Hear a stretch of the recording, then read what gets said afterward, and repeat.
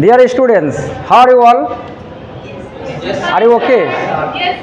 আজকে আমরা right form ভার্বের বিশেষ তিনটা রুলস নিয়ে আলোচনা দেখব।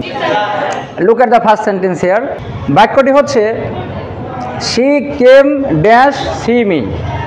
এই বাক্যের কনটেক্সটে এই ভার্বের কাজ সম্পূর্ণ করেছে সাবজেক্ট অফ দ্য সেন্টেন্স। এই বাক্যের সাবজেক্টকে নিঃসন্দেহে সি। মনে রাখতে হবে ভার্বের কাজ যখন বাক্যের সাবজেক্ট সম্পূর্ণ করবে তখন ওই ভার্বের আগে টু যোগ করতে হবে। কি যোগ করতে হবে? Okay, thank you. Then what will be its answer? Only 2 plus C. সবাই কি বুঝতে পেরেছে প্লিজ? ওকে, তাহলে আনসার হবে 2C। কখন হবে? যখন ভার্বের কাজ বাক্যের সাবজেক্ট করবে। Come back to the sentence number 2। এইখানে দেখো বলা হচ্ছে they saw me teach English. তারা আমাকে ইংরেজি শেখাতে দেখলো। এখানে দেখো এই যে টিচ ভার্বের কাজ এই বাক্যে ব্যবহৃত অবজেক্ট কিন্তু সম্পূর্ণ করছে। আর ভার্বের কাজ যখন বাক্যের অবজেক্ট করবে তখন ওই ভার্বের শেষে আইএনজি যোগ করতে হবে। Teach plus ING. Got it please?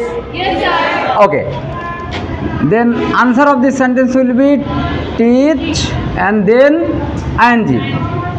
Okay, look at the third sentence here. The sentence is I saw the purse still. এখন আমরা দেখব এই যে ভার্বের কাজ বাক্যের সাবজেক্ট করছে নাকি অবজেক্ট করছে নাকি সাবজেক্ট বা অবজেক্ট বাদে অন্য কোনো পার্সন করছে। দেখো তো এই বাক্যে ব্যবহৃত ভার্বের কাজ কিন্তু সাবজেক্টও করেনি অবজেক্টও করেনি, নিঃসন্দেহে অন্য কোনো পার্সন করছে। যখন ভার্বের কাজ সাবজেক্ট না করে অবজেক্টও না করে অন্য কোনো পার্সন করবে দেন হোয়াট শুড উই ডু?